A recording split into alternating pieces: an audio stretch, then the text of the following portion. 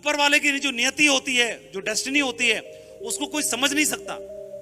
एक उदाहरण बताता हूं, शायद आपके रोंगटे खड़े हो जाएंगे सभी के। एक फौजी था, सेकेंड वर्ल्ड वॉर की टाइम की बात है, उसको छुट्टी मिली घर जाने की।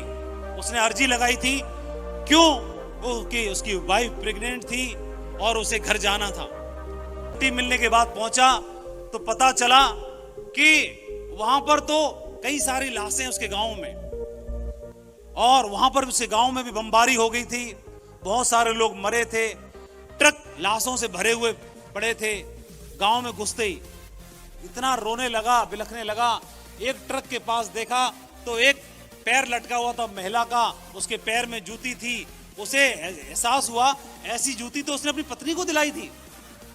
तो नजदीक गया और बाद में पता चला वो तो उसी की पत्नी का ही पैर है। फिर अब उसे लगा कि वो तो ट्रकों में लाद लाद के एक साथ सबको जलाने वाले थे, दफनाने वाले थे, लेकिन उसने रिक्वेस्ट की, अपनी वाइफ की डेड बॉडी मांग ली। और जब कई सारी डेड बॉडी हटा करके नीचे से उसको निकाला गया तो पता चला वो अब भी ब्रीथिंग कर रही थी बॉडी, वो अब भी सांस ले रही थी बड़ी मुश्किल से। तुरंत हॉस्पिटलाइज किया गया और वो वाइफ जो प्रेग्नेंट थी हॉस्पिटलाइज किया गया, ट्रीटमेंट हुआ, और ट्रीटमेंट होने के बाद वो पत्नी स्वस्थ हो गई। और कुछ दिन के बाद उस पत्नी ने एक बच्चे को जन्म दिया, और जिस बच्चे को जन्म दिया, बच्चा बड़ा होकर के दुनिया के एक सबसे बहुत बड़े राष्ट्र का, बहुत बड़े ताकतवर राष्ट्र का राष्ट्रपति बना, रूस का, और उसका नाम है व्लादिमीर पुतिन।